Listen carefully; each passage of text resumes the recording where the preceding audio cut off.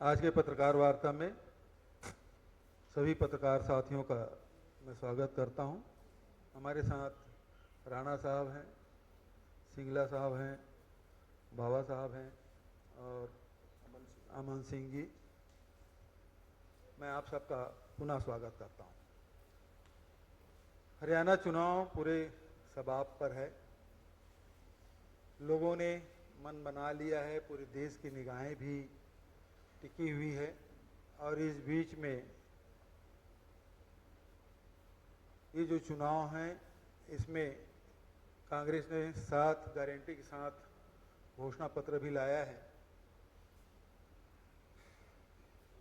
प्रधानमंत्री मोदी जी के मित्र खट्टर साहब 9.5 साल सरकार में रहे, जिसकी तस्वीर अब हरियाणा में कहीं दिखाई नहीं देता। भारतीय जनता पार्टी के मंचों पर कोई सभा भी नहीं। और सैनी साहब 6 महीने के मुख्यमंत्री हैं और उनकी योग्यता के बारे में इतना ही कहूँगा कि अपने मुख्यमंत्रित्व काल में एक बार भी विधानसभा का सामना नहीं कर पाए। 6 महीने के भीतर में विधानसभा बुलाना होता वो भी नहीं कर पाए। या दूसरे शब्दों में कहें कि भारतीय जनता पार्टी को लोकतंत्र में विश्वास ही नहीं है। शायद ये पहला विधानसभा होगा हरियाणा का जहां 6 महीने के अंदर सत्र भी नहीं बुलाया जा सका। ये सरकार, चाहे उनके पास बहुमत नहीं था तब की बात हो, चाहे उनको विश्वास नहीं है तब की बात हो, चाहे इनकी योग्यता। इस परिस्थिति में चुनाव हो रहा है और आज हरियाणा में किसान, जवान और पहलवान, ये 3 बड़े मुद्दे हैं। शंभू बॉर्डर में अभी भी किसान डटे हुए हैं और पूरे देश और दुनिया का ध्यान किसान आंदोलन ने अपने तरफ खींचा और किसानों की जो मांग है वो एमएसपी की गारंटी।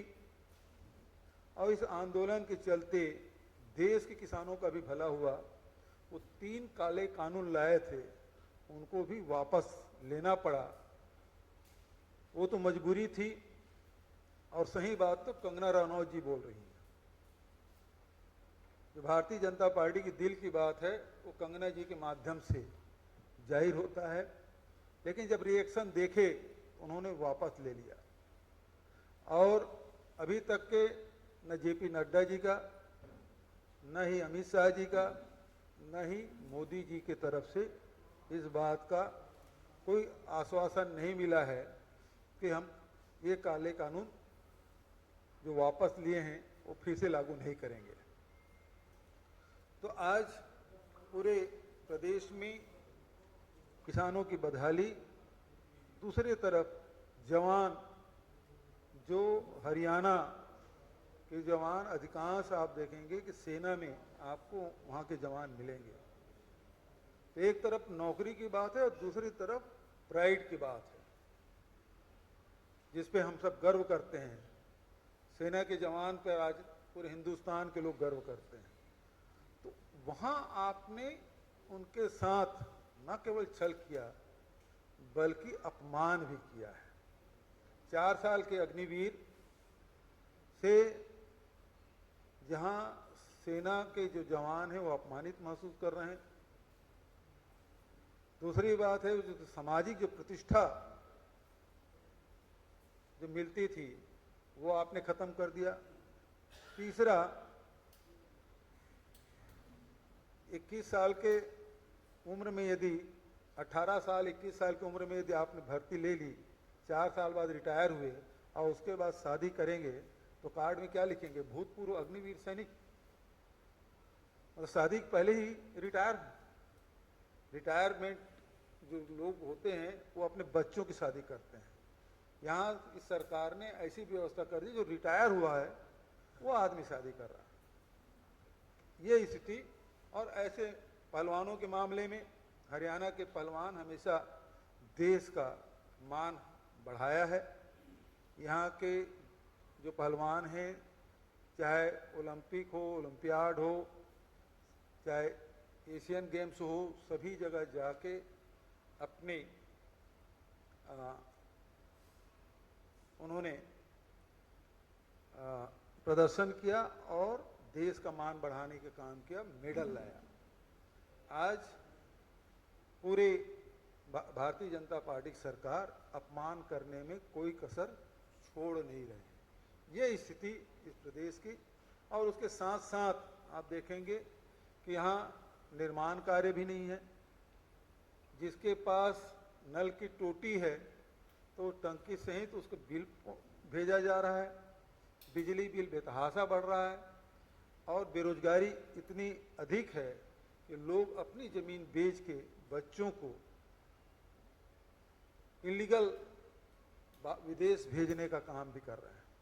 तो ये स्थिति इस पूरे हरियाणा प्रदेश में है, और 10 साल के भारतीय जनता पार्टी की सरकार से लोग त्राही त्राही कर रहे हैं और महंगाई बढ़ी हुई है।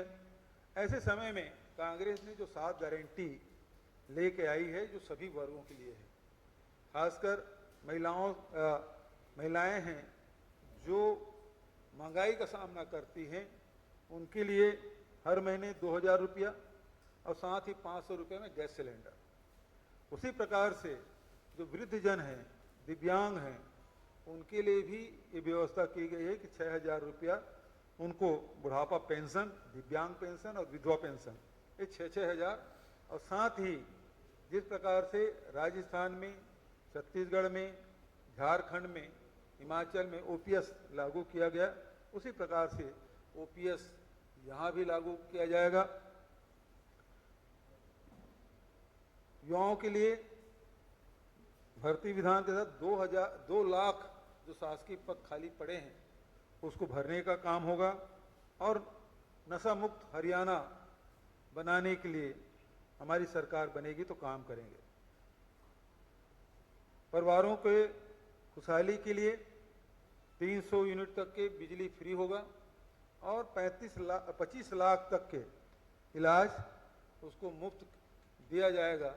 जिस प्रकार से राजस्थान और छत्तीसगढ़ में हम लोगों ने किया था, तो उस प्रकार से यहाँ भी 25 लाख तक के आप मुफ्त इलाज करा सकेंगे।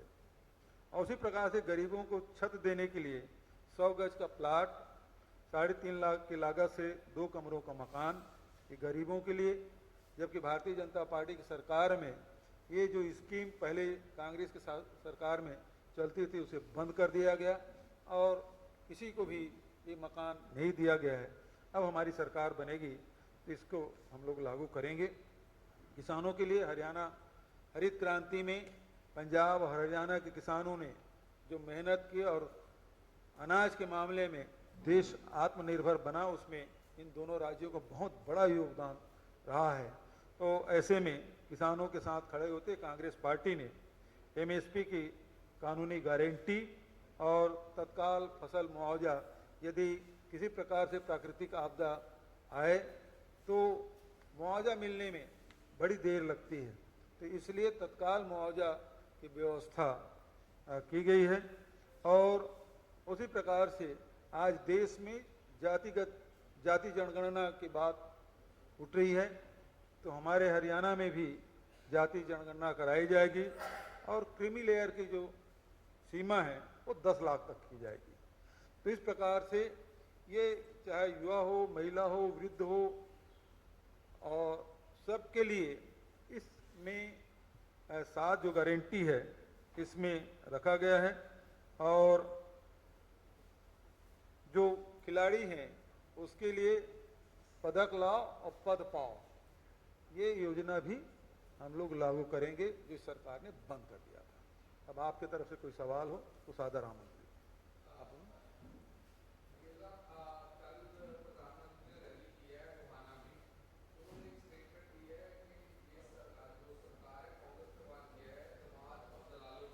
जी,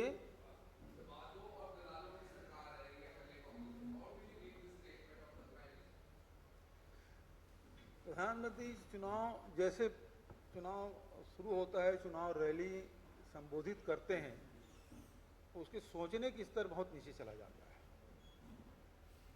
उस समय आप लोकसभा में देखे होंगे, वो वो मुसलमानों पे आए, वो मुजरा पे आए, वो सारी बातें आप याद करिए, किन किन शब्दों का, गाय भैंस, ये सब में आ गए थे।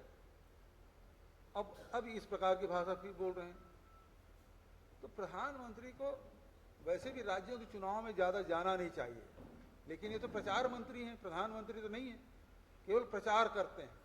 लेकिन अब कोई दाल इनकी गल नहीं रही है, सारे दांव इसके उल्टे पड़ रहे हैं, लोग इसको हंसी का पात्र बना रहे हैं। आप प्रधानमंत्री के पद में बैठे हैं, मर्यादा रखिए, शब्दों की गरिमा बनाए रखिए, तो जब आप मान देंगे तो सब लोग आपको मान करेंगे।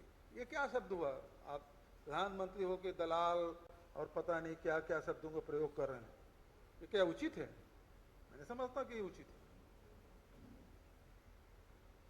और कोई?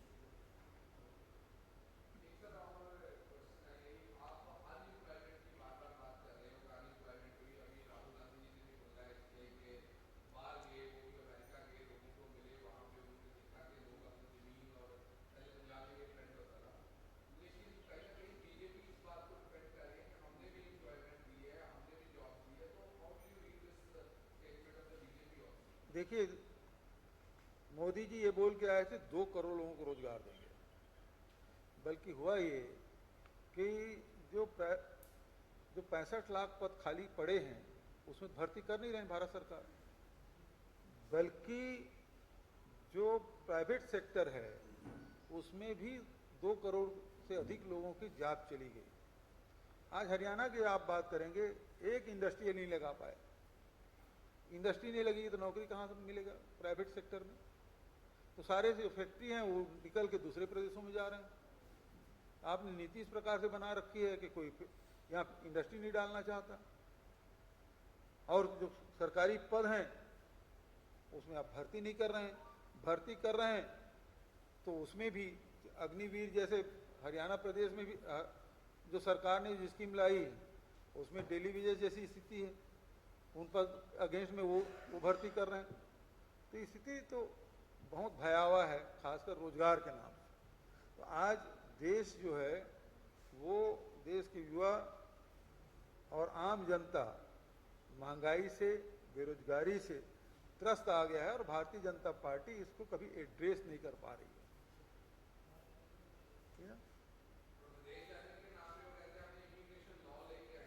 जी,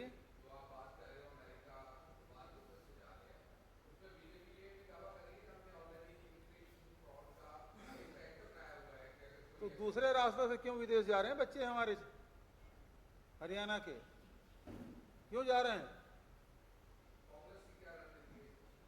देखिए, कांग्रेस की रणनीति है कि हम यहीं रोजगार देंगे।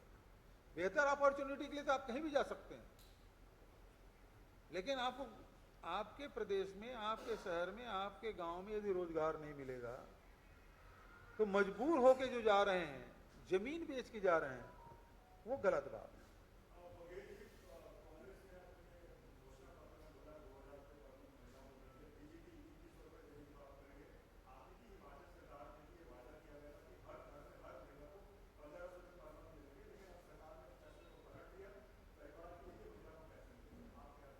देखिए, जब घोषणा की गई थी तो एक परिवार को दिया गया। आप देखेंगे कि कर्नाटक में भी वो राशि दी जा रही है, अभी अब वहाँ भी, तेलंगाना में भी इसकी शुरुआत, झारखंड में इसकी शुरुआत। तो लगातार जहाँ जहाँ हमारी सरकारें हैं वहाँ हम लोग महिलाओं को आर्थिक रूप से, इसमें मैं ये नहीं कहता कि उसमें आत्मनिर्भर हो जाएंगे, लेकिन ये जरूर है कि उससे उसको घर चलाने में उसको सहयोग मिलेगा। आज महंगाई बहुत ज़्यादा है, अब इसीलिए मैं शुरुआत में ही कहा कि महंगाई से सबसे ज़्यादा यदि जूझती हैं तो महिलाएं जूझती हैं। तो उस समय में यदि इनको मदद करेंगे तो निश्चित रूप से इसका लाभ परिवार चलाने में महिलाओं को होगा। जी,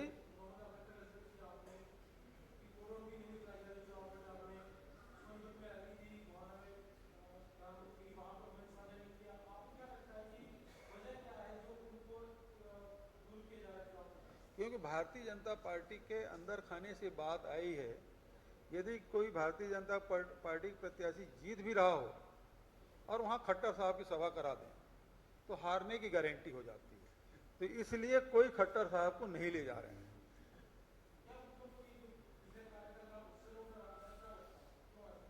भाई यदि भारतीय जनता पार्टी के लोग नाराज नहीं होते तो लोकसभा के चुनाव पहले उसको हटा दे क्यों? वो तो वैसे ही अलोकप्रिय हो चुके थे। लेकिन प्रधानमंत्री जीत थी, मेरा मित्र है इसलिए उसको रखो, लेकिन अब मजबूरी है कि वो अपने मित्र को भी बगल में नहीं बिठा पा रहे हैं। इससे ज्यादा शर्मनाक बात क्या होगी? ठीक है,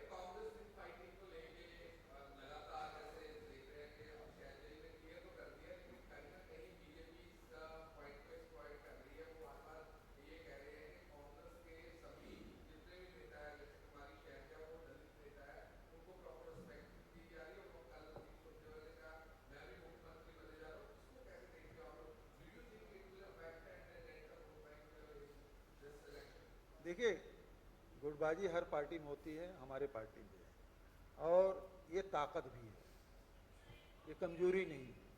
अभी देख लीजिए कुमारी शैलजा जी ने बात क्लियर कर दी, उसके बाद तो कुछ बात रहा नहीं, सब कुछ स्पष्ट हो गया है। तो अब वो प्रश्न उसका कोई अर्थ नहीं रह गया। बहुत बहुत धन्यवाद।